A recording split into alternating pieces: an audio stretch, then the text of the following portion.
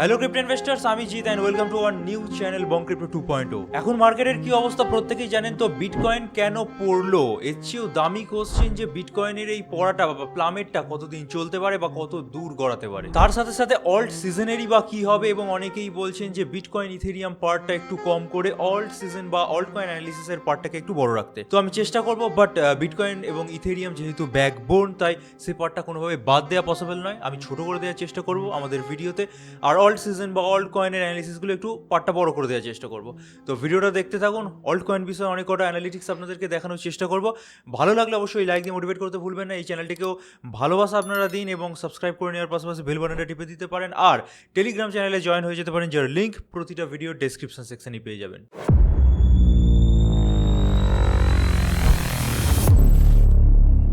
তো ডাইরেক্টলি আমি চলে এসেছি বিটকয়েনের 4 আওয়ার্সের চার্টে, এবং এরকম কিছু একটা প্যাটার্ন আমি টেলিগ্রামেও দেখিয়েছিলাম এবং প্রিভিয়াস কিছু ভিডিওতেও দেখেছিলাম। তো বুঝতেই পারছেন যে এই প্যাটার্নটা কিন্তু ক্যান্সেল আউট হয়ে গেছে। আমি সেখানে বলেছিলাম যে একটা কনসলিডেশন জোন দ্যাট ইজ 116 থেকে 119 বা 120-র মধ্যে আছে, সেখানে বা তার মধ্যে বিটকয়েনের প্রাইস যতদিন আছে ততদিন কিন্তু কনসলিডেট করতে পারে, তারপর ফার্দারমোর আমরা বৃদ্ধি দেখতে পেতে পারি। তো সেই জন্যই কিন্তু এইভাবে আঁকা আছে। তো বুঝতেই পারছেন এখান থেকে কিন্তু ব্রেক ডাউন হয়ে গেছে এবং এই প্যাটার্নটা কিন্তু ক্যান্সেল আউট হয়ে গেছে। তো এর পরবর্তীকালে বিটকয়েনের কি পরিস্থিতি হতে পারে, তো তার জন্য এই যে ডায়াগ্রামটা আছে সেটাকে একটু ডিলিট করে দিচ্ছি, এবং নতুন ডায়াগ্রাম অনুযায়ী আমাদের যা মত সেই অনুযায়ী একটা সাপোর্টের কাছে বিটকয়েনের প্রাইস অলরেডি কিন্তু গিয়ে আটকেছে। এবার সেটা ধরে রাখতে পারবে কি পারবে না সেটা সময়ের বিষয়।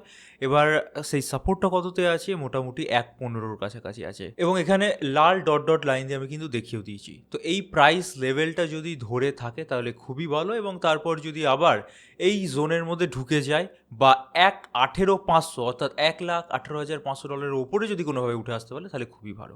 আর যদি সেটা প্লে আউট না করে তাহলে এর পরের যে একটা স্লাইড সাপোর্ট জোন, স্লাইড বলছি এই কারণেই কারণ এটা স্ট্রং নয়, সেটা আছে মোটামুটি 1.14-র কাছাকাছি। 1.14টা আমি হোয়াইট ডট ডট লাইন দিয়ে দেখিয়ে দিয়েছি। আশা করি আপনারা বুঝতে পারছেন যে এই পার্টিকুলার জোন থেকে হয়তো একটা পসিবিলিটি আছে বিটকয়েন ফিরে যাওয়ার। বাট এটাও যদি না হয়, এটাও যদি প্লে আউট না করে, তাহলে একদম পুরোপুরি ব্ল্যাঙ্ক জোনে বিটকয়েন প্রবেশ করে যাবে, এবং সেখানে মেন সাপোর্ট জোনটা আছে আপনারা বুঝতেই পারছেন যে 1.12-র কাছাকাছি, বা খুব স্পেসিফিক্যালি বললে $1,12,100 আশেপাশে। এবার এই সাপোর্ট জোনটা খুব একটা স্ট্রং সাপোর্ট জোন, এবং এর তলায় পড়ে আছে ভয়েড, অর্থাৎ এর তলায় যদি বিটকয়েনের প্রাইস কোনোভাবে পড়ে যায় তাহলে পুরোপুরি সেই প্রিভিয়াস অ্যাকুমুলেশন জোন 1.5-1.6 অবধি না চলে যাওয়ার বিটকয়েনের কিছুই নেই। কারণ আমি যদি ডের চার্টে খুলে নিই তাহলে বুঝতেই পারছেন 1.12 থেকে একবার বিটকয়েনের প্লামেট শুরু হলে 1.8-এর আগে থামবে না। ঠিক আছে, সো 1.12-র তলায় একবার যদি প্রাইস চলে আসে, বিটকয়েনের প্রাইস কিন্তু ডেড জোনে প্রবেশ করে যাবে। তো এখনও অবধি অতটা নেগেটিভ ভাবার কিছু নেই। 1.15-র কাছাকাছি একটা স্লাইড সাপোর্ট আছে, সেটাকে যদি টেকাতে নাও পারে 1.14-র কাছাকাছি একটা সাপোর্ট পাবে, তারপর 1.12 হচ্ছে মেন সাপোর্ট। এটুকুনি মাথায় ঢুকিয়ে নিন। আশা করি ওই অবধি বিটকয়েনের প্রাইস চলে এলে ওখান থেকে একটা বাউন্স ব্যাক করবে। এবার কখন আপনারা পজিশনগুলো নিতে পারেন, দেখুন পজিশন বলতে আমি ট্রেডিংয়ের পজিশনের কথা বলছি, যার ইনভেস্টমেন্ট তার অনেক আগেই করেছে। তো ট্রেডিংয়ের পজিশন যদি বিটকয়েনের মতো কয়েনে নিতেই হয় তাহলে আপনাদেরকে অপেক্ষা করতে হবে, এখন নেওয়া একদমই চলবে না। ঠিক আছে, এখন যদি প্রাইস 1.15 থেকে উঠে কোনোভাবে 1.18 অবধিও চলে যায় তাহলে কিন্তু অপেক্ষা করুন, একদমই নেবেন না, কারণ সেখান থেকেও কিন্তু ব্রেকডাউন পসিবিলিটি চলে আসবে। 1.12-র কাছাকাছি যদি পান তাহলে সেখানে নিতে পারেন, আর আরও সিকিওরভাবে যদি ট্রেড নিতে চান তাহলে 1.12 থেকে সময় দিন উঠতে 1.18,500 অবধি, তারপরে আপনারা কিন্তু পজিশন ওপেন করতে পারে। সেই জন্য দেখতে পাচ্ছেন 1.18,500টা আমি হাইলাইটও করে দিয়েছি।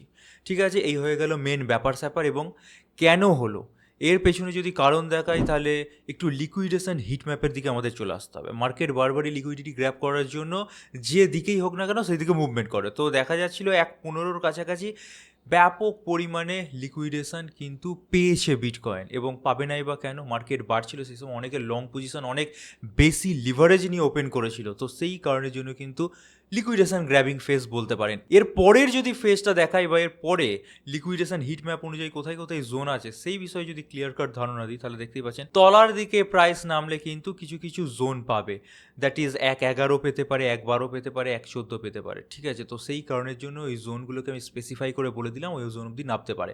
এবার প্রপোর্শনালি ভাইসি ভার্সার কথা বলে ওপর দিকে যদি যায় তেমন কোনো কিন্তু লিকুইডিটি গ্র্যাবিং ফেজ বিটকয়েনের জন্য নেই। সো এটাও কিন্তু একটা চিন্তার বিষয়। এবার আমি আমার বক্তব্যের পাশাপাশি মার্কেটে কি চলছে সেই বিষয়ে যদি আর্টিকেলগুলো একটু দেখায়, তাহলে bitcoin dips to 115 as profit taking follows weak macro data. অর্থাৎ কিছুদিন আগেই বলছিলাম যে প্রফিট বুকিং কিন্তু করছে অনেক, ইথেরিয়ামেও করছে, বিটকয়েনও করছে।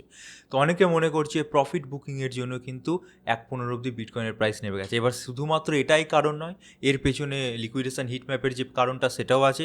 এ বাদেও অনেক কিছু পরিস্থিতি ওয়ার্ল্ড ওয়াইড চলছে, ট্রাম্পের সাথে পুটিনের যে কনভারসেশন সেটা ফেল হওয়া হোক, বা যে ওয়ারগুলো চলছে তার জন্যও হতে পারে, বা যে ট্যারিফগুলো লাগু হয়েছে তার জন্য হতে পারে। তো এরকম বিভিন্ন কিন্তু পারিপার্শ্বিক পরিস্থিতি থাকতে পারে।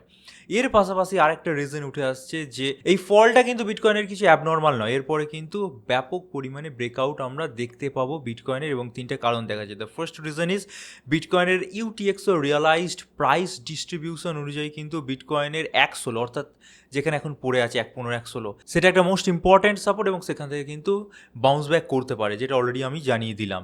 চলে আসছি নেক্সট রিজনে কিছু ডাটা তুলে ধরেছি, এত কিছু দেখাচ্ছি না। তলার রিজনে যদি চলে আসি, অনেক ইনস্টিটিউশনস আছে, তার মধ্যে মেটা প্ল্যানেটও একটা পড়ে, তার পাশাপাশি মাইক্রো স্ট্র্যাটেজিও পড়ে। এরা কিন্তু বিটকয়েন কিন্তু টুকটাক বাই করছে, যেমন দেখতেই পাচ্ছেন মেটা প্ল্যানেট অ্যাডিশনালি 775 খানা বিটকয়েন কিনেছে। তো এই কারণগুলোর জন্য কিন্তু বাউন্স ব্যাক পসিবিলিটি আছে, এবং সেটাই কিন্তু আর্টিকেলটা তুলে ধরছে।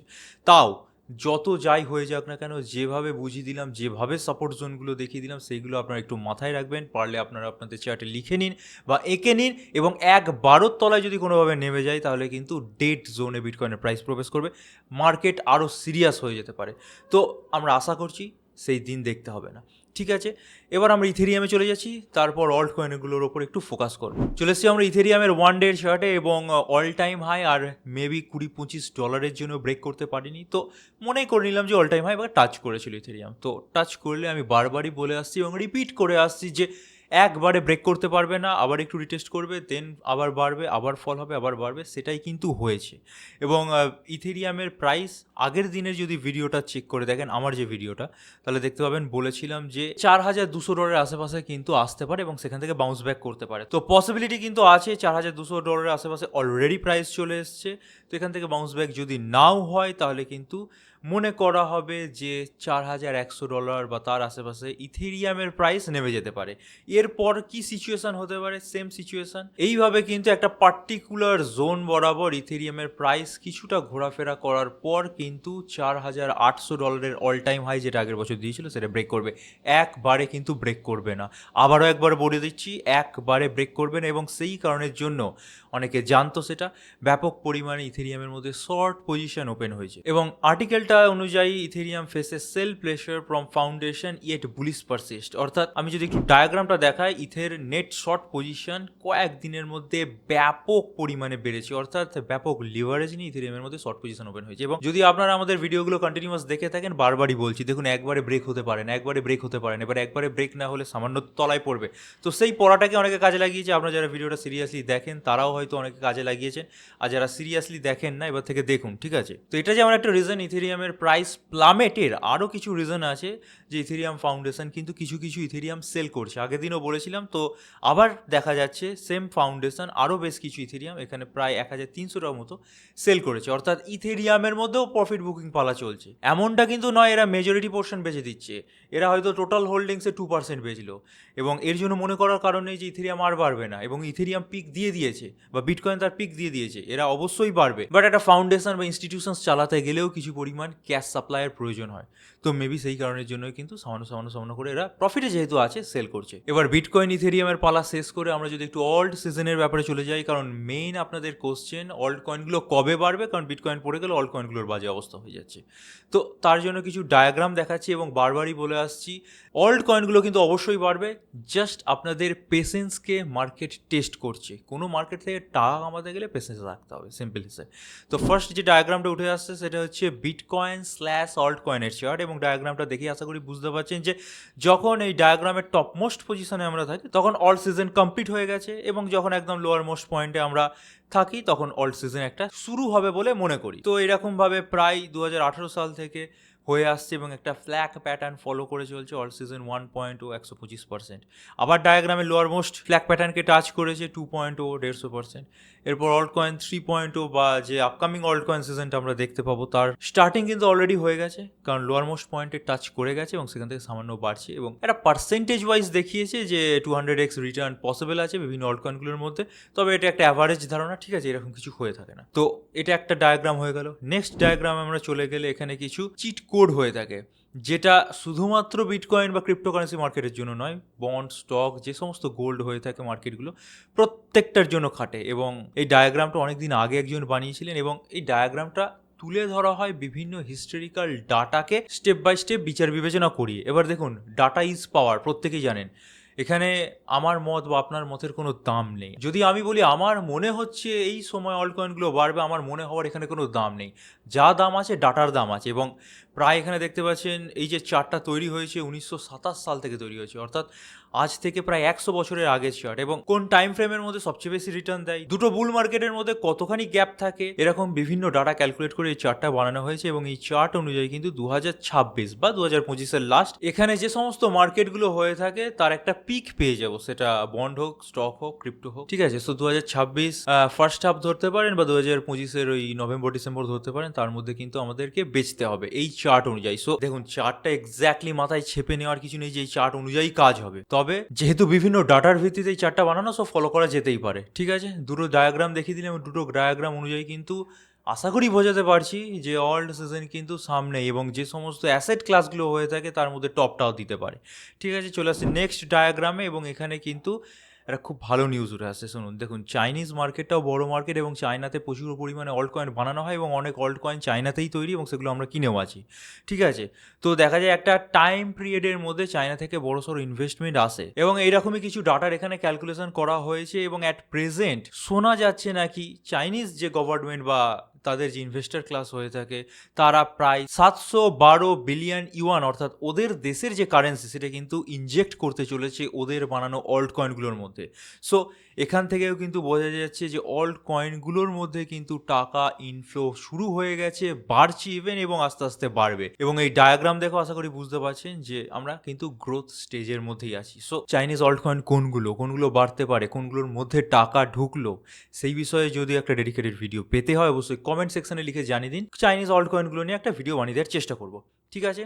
তো আর একটা ডায়াগ্রাম পেয়ে গেলেন। এবার একটা আপনাদেরকে আর্টিকেল দেখায়, altcoin index faces crucial resistance that could spark major rally, ঠিক আছে। এবার এখানে অনেক ডায়াগ্রাম দেখানো আছে, তবে একদম ভালো করে আপনাদেরকে বুঝিয়ে দেওয়ার চেষ্টা করি। তো ফার্স্ট ডায়াগ্রামটা আশা করি আপনাদের সামনে ক্লিয়ার। ওপরে যেটা আছে দ্যাট ইজ ইথেরিয়াম স্ল্যাশ ইউএসডিটির চার্ট বা ইউএস ডলারের চার্ট, আর নিচের যে ডায়াগ্রামটা আছে সেটা টোটাল মার্কেট ক্যাপ 3 চার্ট বা অল্ট কয়েনগুলোর চার্ট ধরে নিতে পারেন। তো এখানে আমরা বারবারই একটা হিস্টোরিক্যাল প্যাটার্ন ফলো করে এসেছি।